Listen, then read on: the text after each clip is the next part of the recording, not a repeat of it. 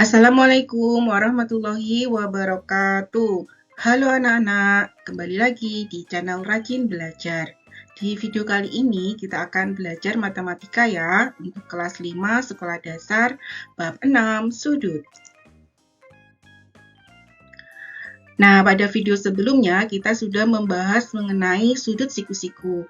Nah, video kali ini kita akan belajar mengenai pengertian sudut.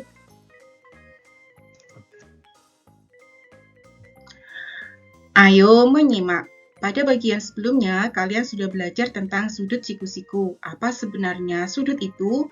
Apakah setiap pojok benda dapat dikatakan sebagai sudut?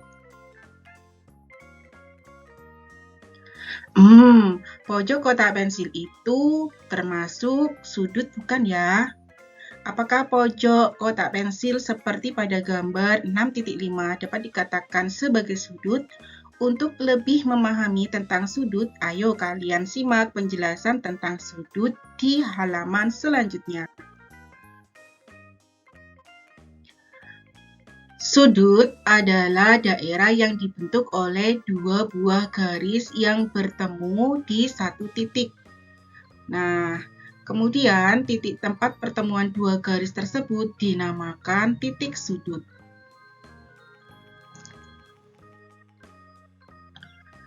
Jadi, apakah pojok kotak pensil pada gambar 6.5 termasuk sudut? Menurutku bukan, karena pojok kotak pensil tersebut tidak memiliki titik sudut. Apakah kalian setuju dengan pendapat Yohana? Eksplorasi 6.2 mengelompokkan sudut. Pada aktivitas 1, kalian sudah menemukan sudut dari sekitar kalian. Salin dan lengkapi tabel 6.3 yang ada di halaman selanjutnya di buku tugas kalian. Isilah dengan sudut-sudut yang kalian peroleh pada aktivitas 1. Pada tabel berikut ini, sudut yang lebih kecil dari sudut siku-siku antara lain jam dinding yang menunjukkan pukul 2, kemudian gunting dengan posisi sedikit membuka, kemudian untuk sudut siku-siku, contohnya papan tulis dan pintu. Selanjutnya untuk sudut yang lebih besar dari sudut siku-siku, contohnya jam dinding yang menunjukkan pukul 8 dan jam dinding yang menunjukkan pukul 4. Pada tabel 6.3 ada 3 kelompok sudut. Sudut yang lebih kecil dari sudut siku-siku disebut sudut lancip. Dan sudut yang lebih besar dari sudut siku-siku disebut sudut tumpul. Ayo berlatih. Berilah tanda centang pada jenis sudut yang sesuai dengan setiap jenis benda berikut ini. Gambar A. Nama benda, sudut yang terbentuk oleh jarum pendek dan panjang saat jam menunjukkan pukul 8. Nah, jenis sudut yang terbentuk adalah sudut tumpul.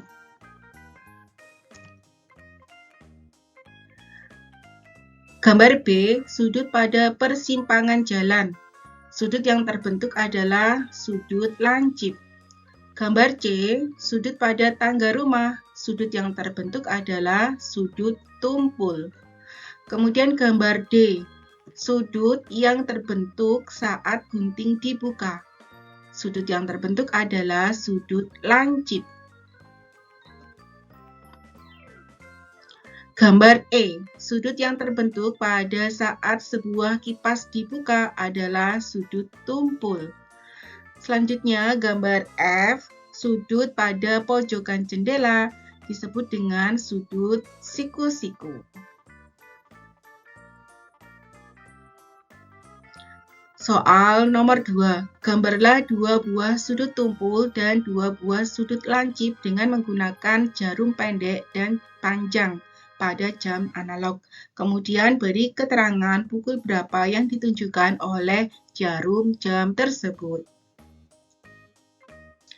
Contoh, perhatikan jam dinding berikut ini ya anak-anak. Pada pukul 2, jarum pendek dan jarum panjang pada jam analog membentuk sudut lancip. Nah, sekarang kita akan gambar sudut tumpul dengan menggunakan jarum pendek dan jarum panjang pada jam analog.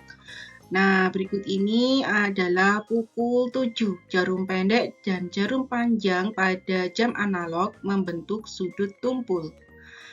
Untuk gambar berikut ini menunjukkan pukul 5. Jarum pendek dan jarum panjang pada jam analog membentuk sudut tumpul.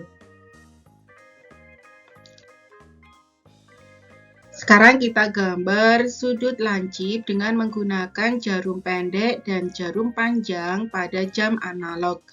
Nah, pada gambar berikut ini menunjukkan pukul 11, jarum pendek dan jarum panjang pada jam analog membentuk sudut lancip.